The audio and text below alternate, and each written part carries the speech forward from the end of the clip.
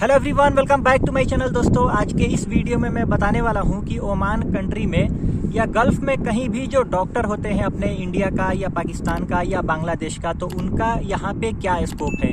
तो यहाँ पे देखिए, डॉक्टर में अगर आप जैसे एलोपैथिक के डॉक्टर हो गए या कोई लैब टेक्नीशियन हो गए या कोई भी जैसे नर्स का जॉब यहाँ पे, इसके अलावा जो आयुर्वेदिक का है BA MS आपने किया हुआ है, इसके अलावा अगर कोई भी कोर्स आप आयुर्वेदिक में भी आना चाहते हैं तो उसके लिए भी यहाँ पे जैसे रूई मस्कत में बहुत बड़ा हॉस्पिटल है, और जो होम्योपैथिक का है वो भी यहाँ पे चलता है। तो अब जो प्रोसेस है वो सेम है, यानी जो भी रिक्वायरमेंट यहाँ के लिए आता है या दुबई के लिए, सऊदी के लिए, कहीं के लिए भी जो रिक्वायरमेंट है वो सेम। मैंने जो 15 ऑफिस का नाम बताया था, इन्हीं सब ऑफिस में वो सब भी रिक्वायरमेंट आते हैं। इसके अलावा और भी अच्छे अच्छे जो ऑफिस हैं उसके बारे में आप पता करके और रिक्वायरमेंट आप चेक कर सकते हैं। तो जो रिक्वायरमेंट का प्रोसेस है वो सेम है, आपको वैकेंसी देखने को मिलेगा और उसमें आप जो भी कोर्स किए हुए हैं, जो भी अगर MBBS भी किए हुए हैं तो उसमें रिक्वायरमेंट में दिया रहता है कि 2 साल का मिनिमम एक्सपीरियंस होना चाहिए, 3 साल का होना चाहिए, या जो बहुत ही अच्छा सैलरी वाला जॉब है उसमें ज़्यादा एक्सपीरियंस मांगते हैं, जैसे इंजीनियरिंग का हो गया या दूसरे लाइन का हो गया। प्रोसेस इसका भी सेम है। अब रही बात की, अगर आप मेडिकल से कोई भी कोर्स किए हुए हैं तो यहाँ पे आने के लिए इंटरव्यू होता है, और उसके अलावा कुछ हो सकता है कि आपका कोई एग्ज़ाम होता होगा। जैसे सऊदी जाने के लिए अगर कोई भी मेडिकल लाइन का अगर आपका है तो वो ऑफिस वाले आपको बता देते हैं। तो जिस भी ऑफिस में रिक्वायरमेंट आता है आप उनसे बात करके पता कर सकते हैं कि कौन सा कोई एग्ज़ाम है जो आपको अटेंड करना पड़ेगा, जो जिसका क्राइटेरिया है जो पास करना पड़ता है। हर फील्ड में ये क्राइटेरिया नहीं होता है, कोई कोर्स है जिसमें आपको वो एग्ज़ाम देना पड़ सकता है। तो ये आप कंसल्टेंसी वाले से बात करेंगे तो आपका क्लियर हो जाएगा। जो अच्छे वाले कंसल्टेंसी है, फ्रॉड वाले के पास आप नहीं जाइए, पता करके ही जाइए जो अच्छा वाला ऑफिस है। अब रही बात की सैलरी कितनी होती है, तो देखिए, जो MBBS डॉक्टर है, जो ठीक ठाक एक्सपीरियंस है, उनका सैलरी अच्छा खासा होता है। जैसे 1000 ओमानी रियाल हो गया या 800, 1000, उससे भी ज़्यादा होते हैं।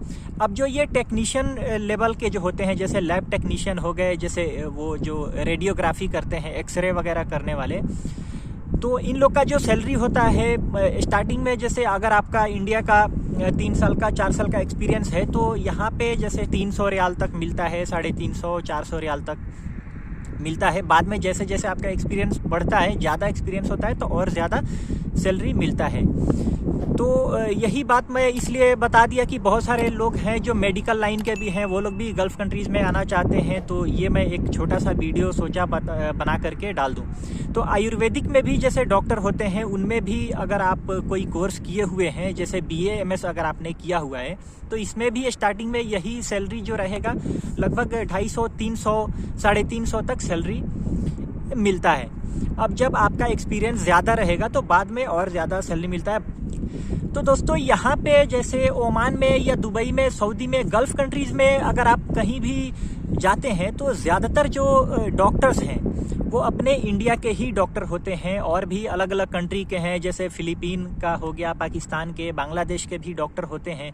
तो वो लोग भी यहाँ पे ज़्यादातर अपने इंडिया के डॉक्टर आपको यहाँ पे मिलेंगे। तो वैकेंसी बहुत ज़्यादा आती है डॉक्टर की, नर्स की, इसके अलावा जो टेक्नीशियन का, ये सब का वैकेंसी बहुत ज़्यादा आता है। आपको चेक करना पड़ेगा कंसल्टेंसी में, जेन्युइन कंसल्टेंसी में। यही प्रोसेस है जो सही है।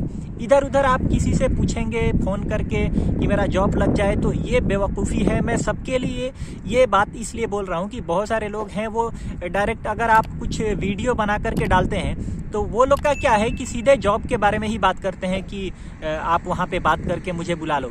तो जो यहाँ पे काम होने का प्रोसेस है वो सबके लिए सेम है, मेरे लिए भी वही है, आपके लिए भी वही है।